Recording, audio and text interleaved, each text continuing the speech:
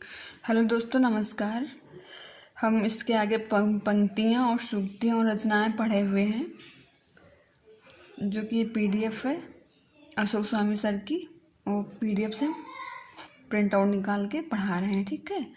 तो 115 तक हमने पढ़ा दिया था, अब 116 क्वेश्चन पढ़ाना है। किस रीतिकाल कवि को आचार्य हजारी प्रसाद द्विवेदी ने सारस सूक्तियों का चिंताकर्षक कवि माना है? किसने माना है? कालिदास ने माना है। किसको माना है? सारस सूक्तियों का चिंताकर्षक कवि माना है। ये किसने कहा था? हजारी प्रसाद द्विवेदी। हजारी प्रसाद द्विवेदी किसको माने? कालिदास को। फिर वर रुचि विनोद या बाल रुचि विनोद 1692 के रचनाकार कौन है? कालिदास त्रिवेदी। फिर बिहारी के समान इन्होंने भी कहीं कहीं ऊहात्मक अत्युक्ति की है। शुक्ल ने किस कालिदास कवि के संदर्भ में कहा है? किसको कहा है? देव को कहा। क्या कहा है? कि बिहारी के समान इन्होंने भी कहीं कहीं रूहात्मक अत्युक्ति की है। इसके बाद में जसवंत सिंह आचार्य की हैसियत से हिंदी में आए। जसवंत सिंह आचार्य की हैसियत से हिंदी में आए कवि की हैसियत नहीं है। कथन किसका है? शुक्ल का है। क्या कथन शुक्ल का है? जसवंत सिंह आचार्य की हैसियत से हिंदी में आए, कवि की हैसियत से नहीं, मतलब अपनी हैसियत से आए। जसवंत की सिंह आचार्य की हैसियत से हिंदी में आए, अपनी हैसियत से नहीं। कथन किसका है? शुक्ल जी का है। फिर इसके आगे देखते हैं रस पीयूष निधि। रस पीयूष निधि 1773 के रचनाकार कौन है? सोमनाथ है, ठीक, सोमनाथ है। फिर देखिए मुख छिबी निराखी चकोर अरु तन पखियन लाखी मीन किस रीतिकाल के कवि की पंक्ति है? रसलीन की, ठीक। फिर देखिए लोग है लागी कवित्व बनावत मोहि तो मेरे कवित्व बनावत। ये किसकी है पंक्तियाँ? घनानंद की। कौन है? लोग हैं लगी कवित्व बनावत मोहि तो मेरे कवित्व बनावत। किसकी पंक्ति है? घनानंद की। किस रीतिकाल कवि की हत्या नादिर शाह के सैनिकों द्वारा की गई? किसकी की गई? घनानंद की। कब की गई?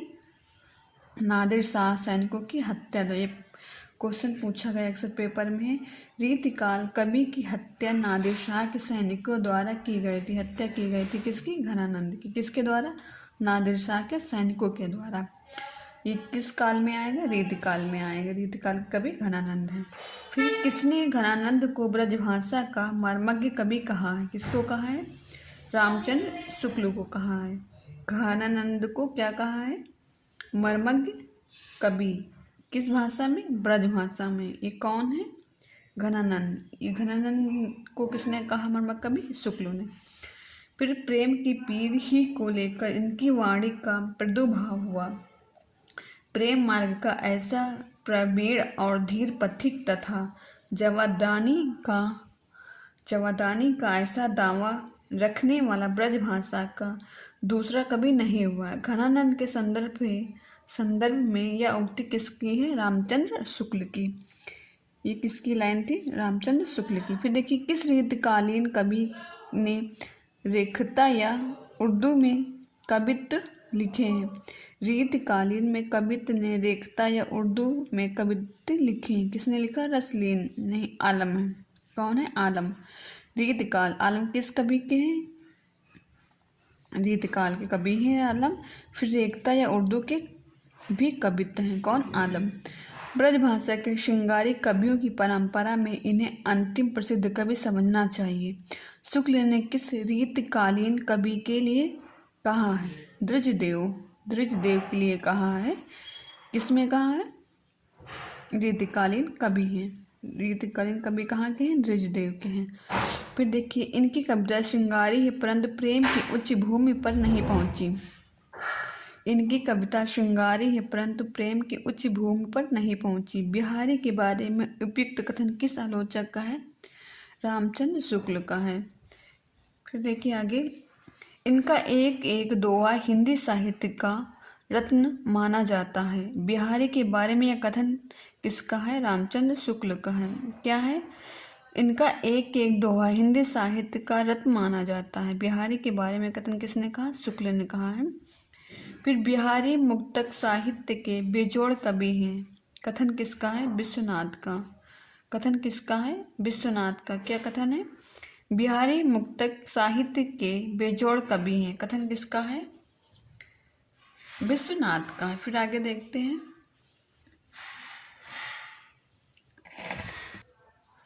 फिर देखते हैं, मुक्तक में रस के ऐसे छींटे पड़ते हैं जिनके हृदय कालिका थोड़ी देर के लिए खिल उठती हैं। यदि प्रबंध काव्य एवं विस्तृत वनस्थली है तो मुक्तक एक चुना हुआ गुलदस्ता। यह कथन किसका है? रामचंद्र शुक्ल का। ये अक्सर पूछा जाता है पेपर में। फिर किसने बिहारी के दोहों पर रोला छंद में भाव विस्तार कर बिहारी बिहार की रचना की है? किसने की है? अंबिकादत्त व्यास। ध्यान रखना है, जगन्नाथ से भी मिलती जुलती ये रोला छंद का होता है। एक कथन है कुछ ऐसे करके, बिहारी सत्साई के रत्नाकर कितने हैं? तो बिहारी जगन्नाथ में ऐसे मिलता जुलता कुछ है, लेकिन इसमें ध्यान रखना बिहारी के दोहों का रोला छंद में भाव विस्तार कर बिहारी बिहार की रचना की। किसकी? जगन्नाथ व्यास की। फिर बिहारी सत्साई में रस के छींटे, बिहारी सत्साई में रस के ऐसे छींटे पड़ते हैं कि हृदय कालिका थोड़ी देर के लिए खिल उठती है। कथन किसका? रामचंद्र शुक्ल का। फिर बिहारी लाल भारत के थम्पासन कहे जाते हैं। क्या कहे जाते हैं? थम्पासन। किसी यूरोपीय भाषा में बिहारी सत्साई के समान रचना नहीं। यह कथन किसका है? ग्रेसन का। फिर देखिए, बिहारी के व्यक्तित्व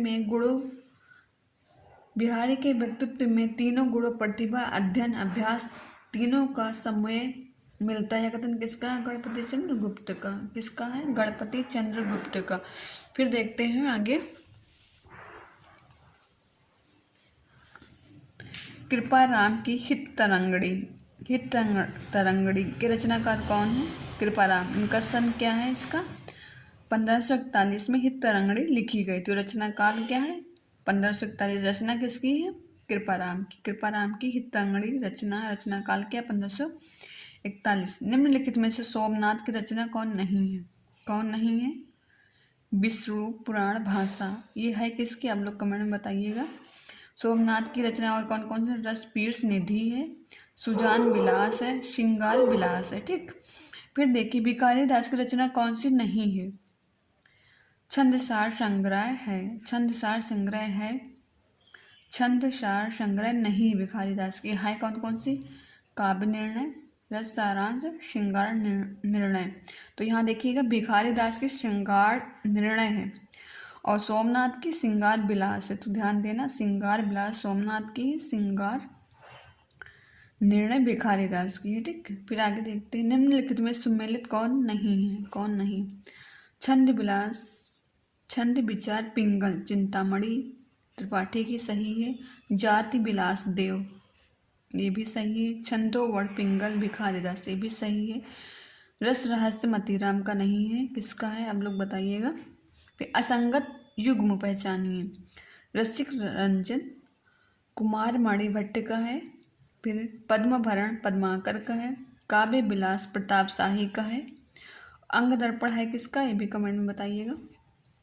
इसमें ये मिल नहीं रहा। फिर देखिए, रीतबद्ध कवियों का सही आरोही कालक्रम अनुक्रम बताइए। रीतबद्ध कवियों का सही आरोही कालक्रम बताइएगा। तो क्या है? पहले चिंतामणि है, फिर भूषण है, फिर मतीराम है, फिर जसवंत है। तो चिंतामणि, भूषण, मतीराम, जसवंत। रीतबद्ध कवियों का सही आरोही क्रम कौन सा है? पहले पद्माकर,